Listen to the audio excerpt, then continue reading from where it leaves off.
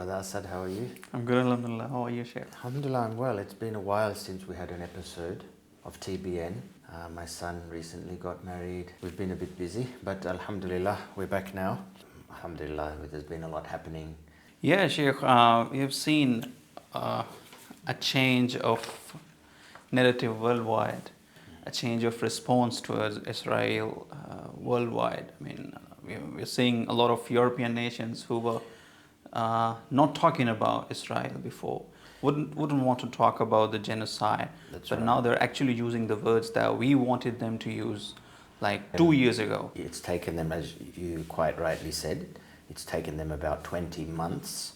And after 20 months of slaughter, the UK, France and Canada have found some moral outrage to actually start condemning.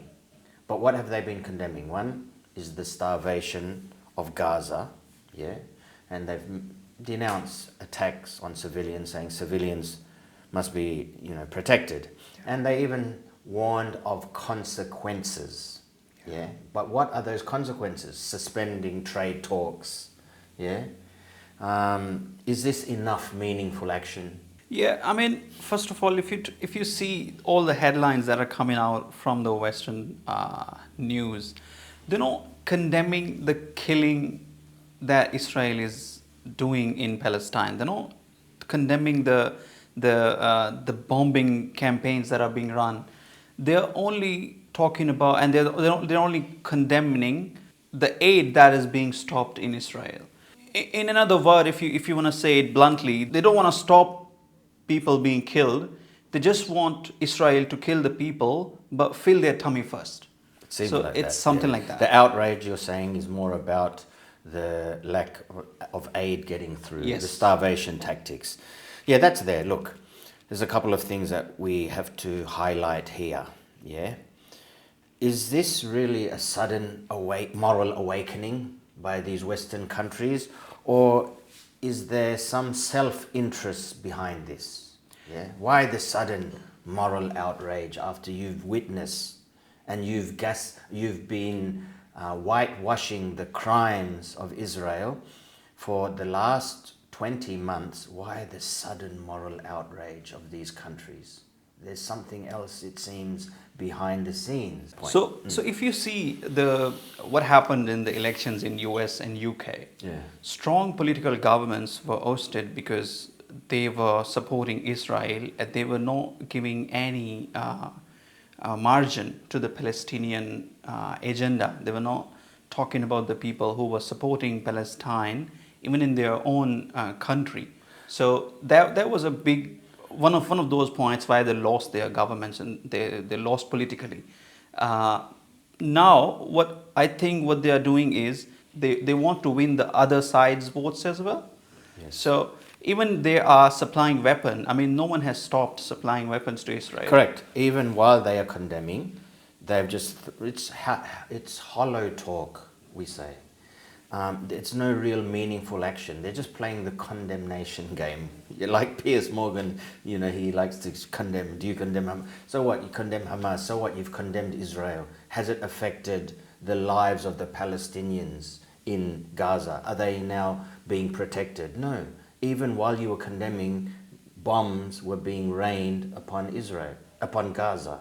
Even while you were condemning, bombs were falling down on Gaza, killing children, with even more numbers being killed than in the past 18 months. These last few weeks, there was an escalation of violence by the IDF. Yeah, even if now Israel starts supplying food, the Westerns will be okay with it. Even if they increase the bombing 2x, 3x, they don't have a problem with the people being killed. They just have a problem with the aid being stopped because they want to tell their people that we have sent this many trucks to Palestine. We have sent this many trucks for the humanitarian aid in Gaza. Yeah, but human rights organizations have pulled back from this aid distribution system that the US and Israel together are applying. Because what is happening, they're just telling the world so that they're trying to appease the whole world by saying we're letting aid get through. But in reality, they are the ones that are in control of distributing the aid. And it's not reaching, according to the human rights groups, it hasn't really made much difference on the ground. Many areas, many places where the aid is needed, it is not being reached there. If you starve thousands of people for maybe 80 days, 90 days, and then you send 5 trucks, what they would do, they would rush towards the trucks. Yeah. You know, they would rush to get anything what they can eat. Yeah. And they have done it. They have sent a few trucks, and when the people rush toward them, they say, oh, it's Hamas attacking the aid and depriving the Palestinians from the aid that we sent. So they just say, okay, we're not sending any more trucks. So I mean, this is what they're calling a smoke screen that they have created.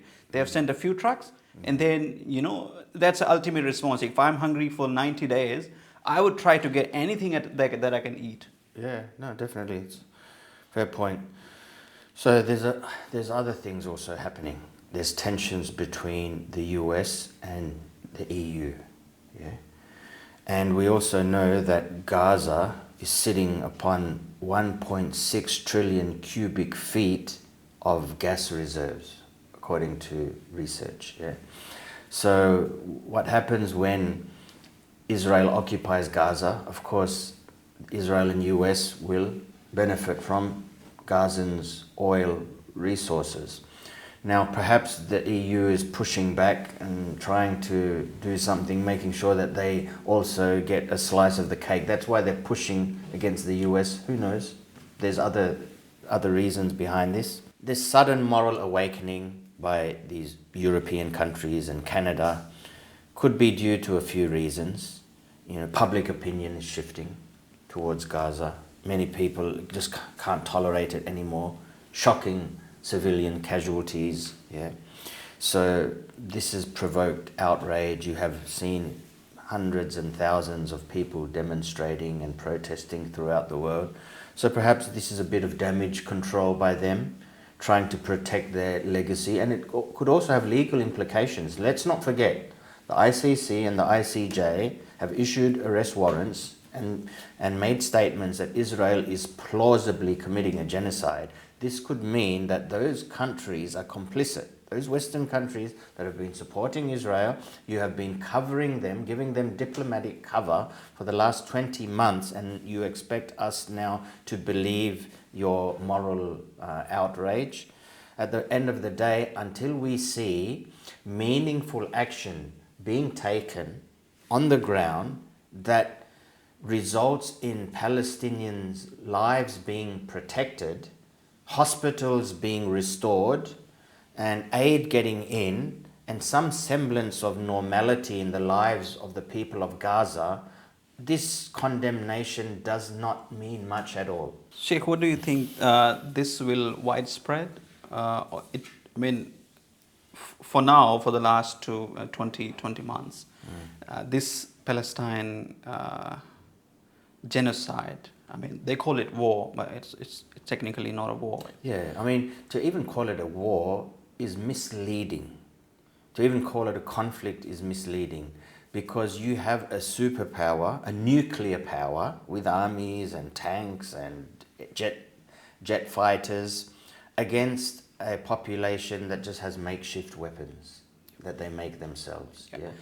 Imagine if the Australian Army declared war on a few suburbs of Western Australia. Yeah. It's not a war. It's just military aggression against a vulnerable people. Yeah. That's all. Do you think this issue will be widespread, or it will stay contained in that area?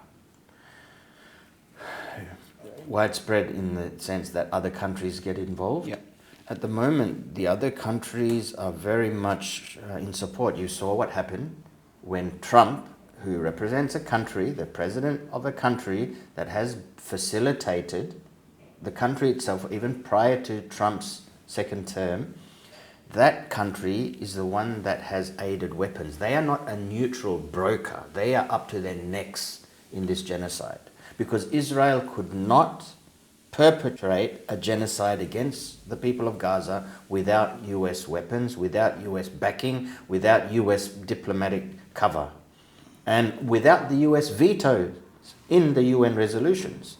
So now this leader of this country that has been killing your people has come to your doorstep. You roll out the red carpet or the purple carpet, and you showered him with millions and billions and trillions of dollars and deals, and you honored him, and you made your ladies dance around in front of him while the people in Gaza were suffering and bombs were being rained down upon them. So this is something for us to consider, that should our leaders be doing something more? They have some leverage. Perhaps they can discuss, perhaps they can put some pressure on these people, Yep. on Israel, on the US. What do you think maybe in the Hajj 2026? Do you think that we'll be talking about the same things, or the things will change? Only Allah knows. We hope things change. Well, at the moment, it's become normalized. Palestinian blood is cheap, and people have become used to seeing these images and hearing it on the news. They've become immune to it. Genocide has become normalized in our time. Do you remember in the beginning of the war, the outrage and how Israel tried to make so many excuses as to why the Shifa hospital was attacked? Yep. In the very beginning. Yes. Since that time, they have destroyed and bombed every single hospital left in Gaza. Yep. Now there are probably 1 or 2 functioning hospitals in Gaza. What other country can get away with this? Imagine bombing hospitals. That shows what your intention is, and it has been no secret. Their ministers have been using genocidal language. There have been many political commentators, journalists that have highlighted this point. They have used genocidal language. They have told us what they are going to do, and they have implemented it. And the Western media has been complicit, and Western leaders have been complicit right up till today. Now, a few words of condemnation, as again we like to reiterate, until this equals to some meaningful change in the lives of the Palestinians in Gaza and in the West Bank. They have also stepped up their atrocities in the West Bank, in land seizure in the West Bank. So it hasn't done much. It hasn't done much at all, this condemnation. Albanese did mention that there should be a coalition of the willing to send peacekeeping forces in Ukraine. He didn't say that about Gaza. Why can't the Arab world, as with the Western world, those who are genuinely against the killing of women and children, send a peacekeeping force? That's all. And let's see what happens. Will Israel rain bombs on those peacekeeping forces? That's what they need to do now. If you're really serious, okay, send armies. What for? Just to protect the civilians. Protect the civilians. Let's see. If you're really serious. You know, Gideon Levy, he's an Israeli journalist that's very critical of the policies of the state of Israel. He has said that until the West applies sanctions, then there's going to be no change. Why? Because the people of Israel need to feel the consequences of what their country, their government is doing. They won't feel that until there's sanctions. Just like the South African population felt the sanctions economically, the pressure internationally, only then apartheid and racism was abolished. Institutional, systemic racism was abolished in South Africa.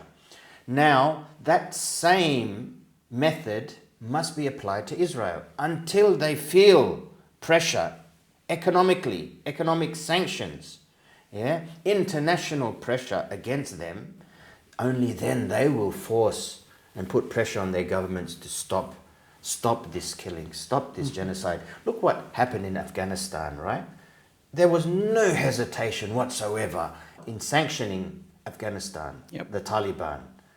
That's collective punishment on a very poor country, right? So, but why won't you do the same to Israel? Why has it taken 20 months until now? Nothing has been done. Yet you were so quick. How many people did the Taliban kill in comparison to Israel? Do you think that America single-handedly can provide whatever is needed to carry on the genocide? Yeah, they can. Unless the rest of the world does something meaningful to stop them. We have a conference coming up in the mid-June in New York, which is being hosted by Saudi and French MBS and Macron himself. So, and there'll be talks about the framework of the future Palestinian state, and it's under the umbrella of UN. Of course, Israel is making every effort to stop this, but what are your takes on it? Until we see the US actually do something meaningful, we take that with a grain of salt. We don't have much hope. I mean, let's see what happens. The solution of this problem is that Israel has seen, like they let the word condemn, they just continue doing their job, what they want to do. Has it stopped them at all? When the ICC gave the ruling, arrest warrants were issued, there was criticism, millions of people around the world protesting against them. Did it stop them? No. They escalated, they continue. They have their plans. They want to occupy the whole of Gaza. Trump has even said, ship all the Palestinians out to another country where they'll be happy so that they can cut Gaza and take the spoils themselves. This has not stopped them. So the only thing that will stop Israel is when there is an international peacekeeping force with weapons and tanks to say enough is enough, do not attack, do not kill these innocent civilians anymore. And this is something that we should keep in mind. وَلَا تَحْسَبَنَّ اللَّهَ غَافِلًا عَمَّا يَعْمَلُ الظَّالِمُونَ. For us as Muslims, as believers, don't think for 1 minute that Allah is unmindful of what the oppressors are doing. He's just giving them time and respite until the time comes when they will be duly punished. Thank you so much, Sheikh, for your words. Of course, we are having a busy schedule these days. I suppose you're busy as well. I mean, in the first 10 days of Zulhijjah. Thanks so much for your time. Jazakumullah khairan, and thanks to our audience for watching another episode of TBN. Until next time, continue to support independent media, like, subscribe and share our videos. Assalamu alaikum wa rahmatullahi wa barakatuh.